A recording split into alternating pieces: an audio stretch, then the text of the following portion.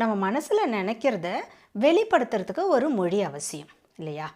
அதுக்காக நம்ம தமிழில் நம்ம பேசுகிறோம், இருந்தாலும் ஆங்கிலம், ஹிந்தி இந்த 2 லாங்குவேஜை நம்ம கொஞ்சம் எக்ஸ்ட்ரா நம்ம தெரிஞ்சு வச்சுக்கணும் அப்படின்னு சொல்லிட்டு நம்ம கற்றுக்கணும் அப்படின்னு நினைக்கிறோம். கற்றுக்கும் போது நம்ம என்ன நினைப்போம்? ஈஸியாக கற்றுக்கணும், நமக்கு ஈஸியாக அது புரிய வைக்கணும் அப்படின்னு தான் நினைப்போம் இல்லையா?